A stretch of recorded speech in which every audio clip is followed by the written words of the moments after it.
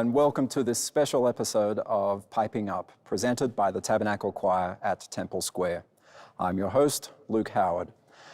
Normally, that opening theme music you just heard, the Fanfare by Jacques Lemmens, is from a recorded performance by Tabernacle organist Mathias. But today, Brian played it live here in the Salt Lake Tabernacle. That really is a wonderful piece of music. It's one of my favorite organ works. Yes, it's a great piece of music.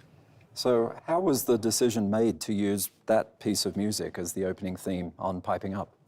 While we were in the planning process for the start of the series last year, we wanted to find some well-known piece of organ repertoire that could serve as the opening theme, something that would convey the power and the excitement of the organ, and that would become kind of a familiar friend as the series progressed.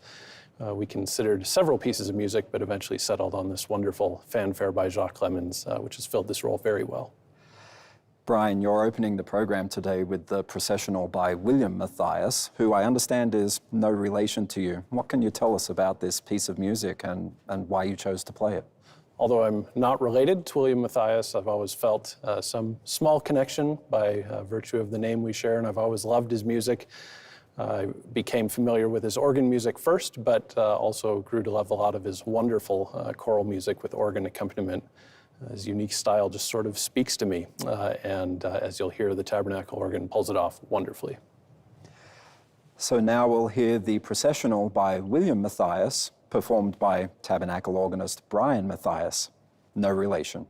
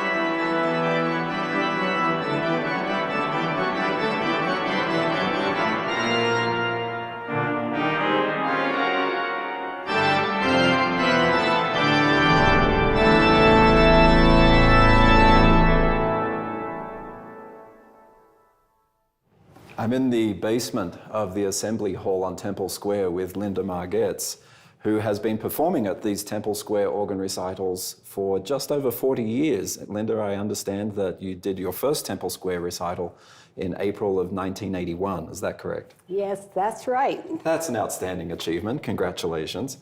How long have these organ studios been here? They were installed in the late 1970s and early 80s when the Assembly Hall was remodeled. So this looks like the largest of the three practice organs. What can you tell us about this instrument? This is indeed the largest practice organ on Temple Square, and that's one of the reasons it's used more frequently than any of the others. It was built by the Austin Organ Company of Hartford, Connecticut. The console dates from 1963, and the chess and pipework were redone in 1982. It has 13 stops, 12 ranks, 727 pipes. We're in another of the organ practice rooms under the Assembly Hall, and Linda, this is a beautiful instrument. What can you tell us about this organ? This organ was built by Kenneth Coulter in 1985, the Bach tricentennial year, and it was designed specifically to imitate some of the features of the German late Baroque organs. This Cassavan organ was built in 1979. It's mechanical action and a tracker organ. It has an interchangeable pedal board. So you can have the concave pedal board like we have in the United States, or we have a flat pedal board we can insert that imitates the older organs from Europe. It's quite a charming little instrument. It has 8 stops, 7 ranks, and 383 pipes. Thank you so much for this mini tour of the practice organs on Temple Square, Linda.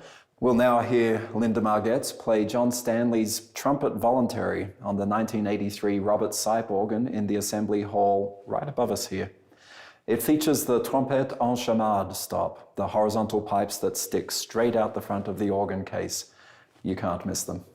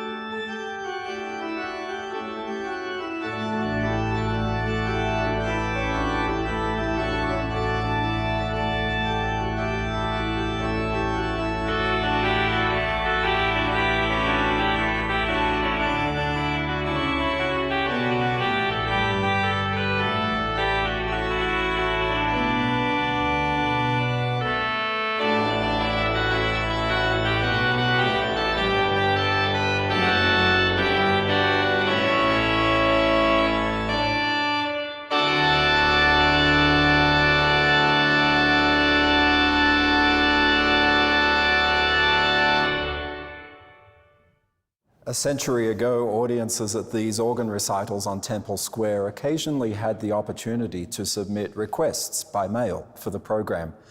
The organists on Piping Up decided to revive that tradition, and works that have been requested by listeners are noted on the printed program for each episode. And you can find those programs online, along with the link to submit requests at tabchoir.org/pipingup. For this anniversary episode, the Temple Square organists nominated the newest member of the team, Joseph Peeples, to take the listener request. Joseph, you joined the Temple Square organists team in 2019. What's been some of the memorable experiences so far for you? Well, as I walk into the Tabernacle every day, I'm just overcome again and again with awe for the pioneer sacrifice, their devotion to God manifest by this building. Then I think of the ingenuity that was required to create that first organ out of just desert resources. Then I sit down and play the instrument, and as I'm washed over with that signature sound, I'm filled with gratitude for my musical forebears who expanded and refined this musical tradition that I get to be a small part of. And so ultimately, I'm just humbled by this experience and have a renewed drive to be the best I can be. And so I wasn't expecting any of that, but I hope it doesn't go away. Thank you. I think you're a good sport for taking the listener request. We polled the viewers of Piping Up on social media, and as you know, they nominated the fugue in G minor, the Little Fugue, BWV 578 by J.S. Bach. So have at it. Okay.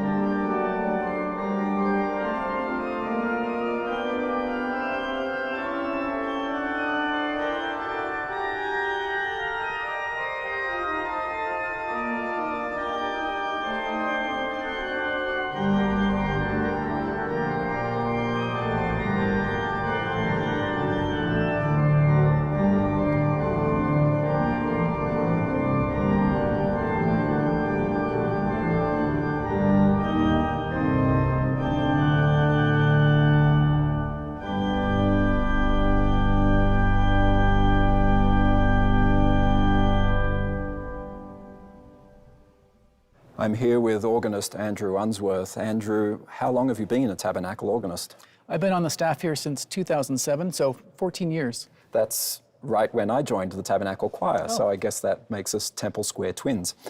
This beautiful instrument has a backstory that touches on my hometown of Sydney, Australia, about which I'm inordinately proud. Could you share some of the growth and development and history of this instrument? Sure, yeah, I'd be happy to.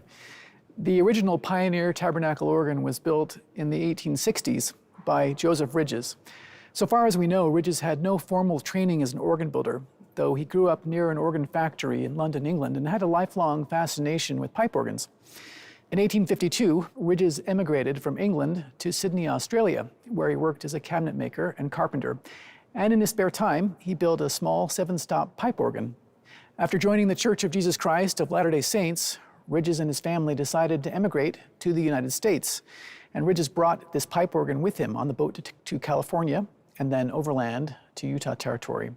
And after arriving in Salt Lake City in 1857, Ridges donated this instrument to the church. The pipe organ was erected in a meeting house on Temple Square that we now call the Old Tabernacle. In the early 1860s, Brigham Young, then president of the church, began planning for a new, larger tabernacle to accommodate the growing population of Latter-day Saints in the Salt Lake Valley. President Young hoped that the new tabernacle would have a significant large pipe organ, and he asked Ridges to build it. This was before the railroad arrived in Salt Lake, and the place really was still something of a frontier settlement in the desert. So the task would be difficult. The organ would have to be made predominantly of local materials. These pioneers found suitable lumber for the organ in southern Utah and transported it some 300 miles to Salt Lake. They boiled down cow hides to make glue for the organ and used calf skin to hinge the ribs of the bellows that would provide air for the pipes to sound. However, there were a few items that could not be made or acquired in Utah. So in 1863, Ridges traveled to Boston, where he purchased a few sets of pipes and other supplies. Ridges' visit to Boston coincided with the construction and tonal finishing of a large and important pipe organ in Boston Music Hall by the Volker Organ Company from Germany. Ridges doubtless went to the music hall and saw this instrument under construction. The similarities between the music hall organ case and the case that Ridges would design for the tabernacle organ are too striking to be coincidental. Ridges' original tonal plan for the tabernacle organ was for 1,600 pipes with 2 manuals and pedal and mechanical key and stop action. The air for the organ was supplied by bellows that were pumped by hand. The instrument was complete enough to play at the church's general conference in October 1867. The organ was revised, enlarged, and modernized in subsequent years. The hand-pump bellows were replaced by hydraulic motors in 1885, and the instrument was electrified around the turn of the 20th century. There were significant renovations to the instrument by the Kimball Organ Company of Chicago in 1901 and the Austin Organ Company of Hartford, Connecticut around 1915. With the Austin renovation, the physical profile of the organ was expanded, with wings added on either side of the case. In the 1940s, the Aeolian Skinner Company of Boston was contracted to rebuild the tabernacle organ. Their design culminated in a complete reworking of the organ, with only a few ranks of pipes retained from earlier iterations of the instrument. The Aeolian Skinner tabernacle organ was completed in 1948, and it is a significant landmark in American organ building. It's considered by many to be among the most important exemplars of the American classic style of organ construction. The organ has had a few minor alterations since 1948, bringing it to a total of 11,623 pipes, distributed among 5 manual keyboards and 1 pedal keyboard. The tabernacle organ is an eclectic instrument, incorporating tonal elements from a variety of eras and national styles. It's an incredibly versatile, colorful, and beautiful pipe organ, and it's an instrument that all of the staff organists here revere. It's an honor to get to play it. No doubt about that. It's a magnificent organ. Let's take a closer look behind this iconic organ facade and see the inner workings of the organ. We'll also meet one of the people that keep this organ in tip-top shape. We're here behind the facade in the organ case of the Salt Lake Tabernacle, and I'm with Robert Pohl. Robert, what's your official title here? Tabernacle organ technician. I will be employed by the church now this November, 39 years. Oh my goodness. What does it take to keep this organ in shape? How do you prepare it for a performance? Well, typically it's just an ongoing process of continual maintenance and tuning. The process involves using a reference stop or rank of pipes. This is a rank here. And we use, in fact, this is the reference for this section of the organ here. And then we tune everything to that. And what's this tool you're waving around? This is a tuning knife, typical tuning knife. It has a sharp edge. It's got a lot of mass to it. And here it has a little hook. And if you look at the side of it, the hook is the same kind of thing as this, like that. So I can use it to pull up on a slide or knock down on a slide, or I can tap it up this way, or I can knock it down. And just slight movements of the tuning collar or tuning slide will cause, if I knock it down, it makes it shorter and it becomes sharper. And if I go up, it goes flat. And so we're trying to get them all to be relative to each other. It really is an amazing machine, isn't it? Yeah. Thanks so much, Robert, for showing us the inside of the famous Tabernacle organ. We'll now return to the stage for the next piece in the program. Andrew Unsworth will now play on the Tabernacle organ an arrangement of the hymn As the Dew from Heaven Distilling. Many of you will recognize this tune as the traditional closing theme for the weekly Tabernacle Choir broadcast, Music and the Spoken Word. This hymn tune was composed by Joseph Daines, the first Tabernacle organist, and this arrangement is by Alexander Schreiner, another renowned Tabernacle organist. So you could safely say this piece was intended for this instrument.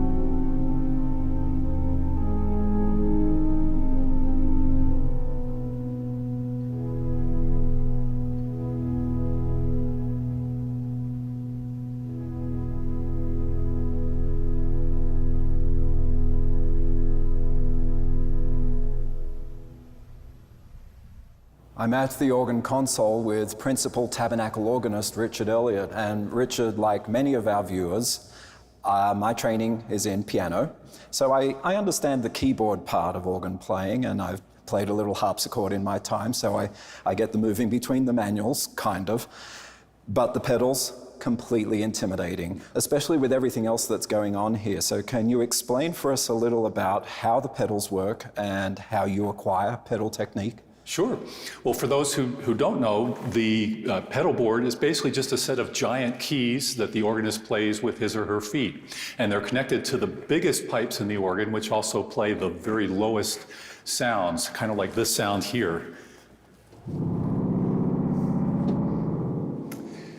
And because of that, the feet are usually playing the bass line, so they're kind of like the string basses, the bassoons, the trombones, or the tubas of the orchestra. In fact, if you look at the pedal stops, you'll see a lot of tubas and trombones and bassoons and contrabasses there. But as far as acquiring pedal technique, it takes a lot of time. For a lot of people, they find that at the beginning, if they just focus on playing the feet by themselves and getting that where it's automatic, and then adding the hands to the piece later on, that's a good approach. One secret of the trade is that having good organ shoes really makes a difference, and the difference between organ shoes and regular street shoes is that they're all leather on the bottom with a leather sole and a leather heel, and that allows you to slide around and pivot around and not get stuck on the keys. And for me, my secret to learning the pedals is to turn off all the sounds on the manual keyboards here and play my piece so that I'm only hearing what my feet are doing, even though my fingers are moving at the same time. And that forces my ears to zoom in on what the feet are doing. And some interesting trivia about organ pedals is that back in the time of the great Johann Sebastian Bach, one of the greatest organists of all time, the organists only played with their toes, just the very tips of their feet. And nowadays we use both the toes and the heels, which allows us to play more complicated music. But in Bach's time, it was said of him that he could play better with his feet than most organists could play with their hands. That's not surprising, and I'm still completely intimidated. But we're going to hear some of that pedal technique now as Richard performs his own arrangement of the African American spiritual Swing Low, Sweet Chariot.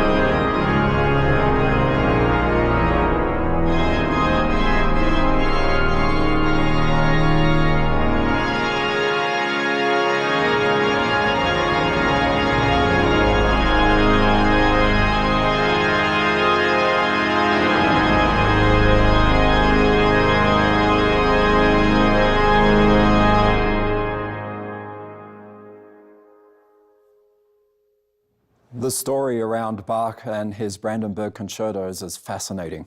It's a story of missed opportunities, of doing one's best work only to be overlooked or forgotten, of wondering if the grass really is greener somewhere else. At some point in our lives, we've all lived through a version of this story. In 1721, Sebastian Bach dedicated an ornate and elaborately presented score of 6 orchestral concertos to Christian Ludwig, the Margrave of Brandenburg. At the time, Bach's current employment was becoming increasingly vulnerable, and he was looking elsewhere for a more stable position. He probably intended this collection of scores as a job application, hoping to gain new employment at the Margrave's court in Berlin.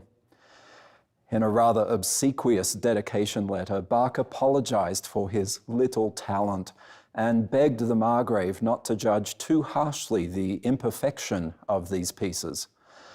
Now, to be clear, these Brandenburg concertos are considered some of the finest, most innovative orchestral works of the entire Baroque era.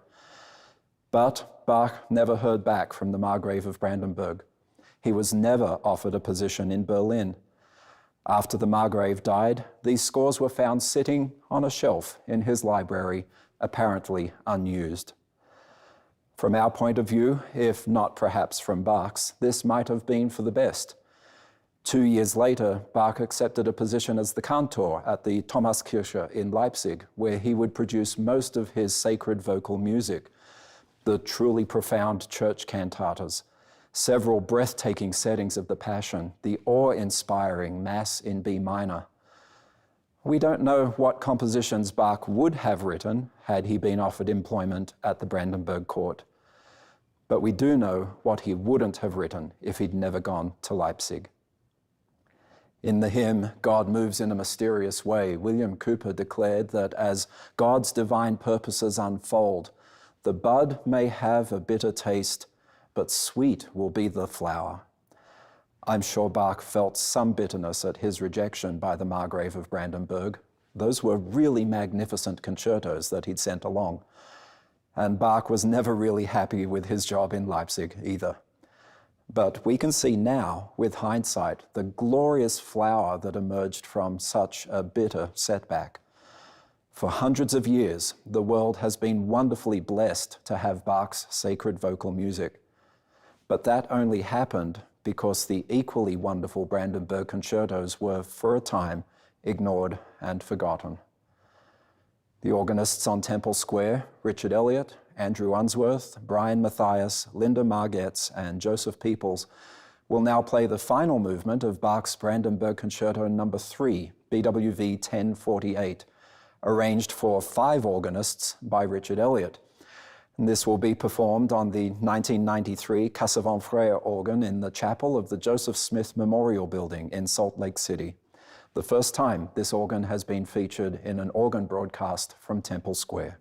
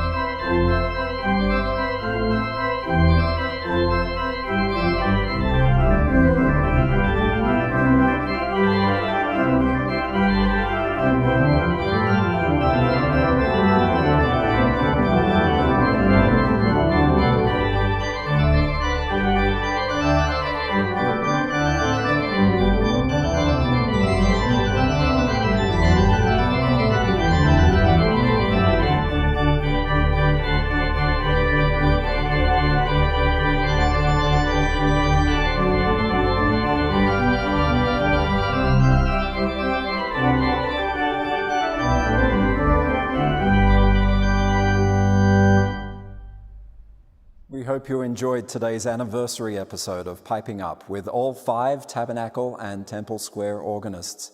Thank you to them, and thank you for watching.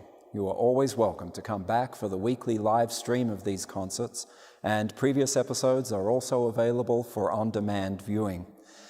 The closing theme music for Piping Up is Richard Elliott's arrangement of Shall We Gather at the River, and Richard is here right now to play us out live.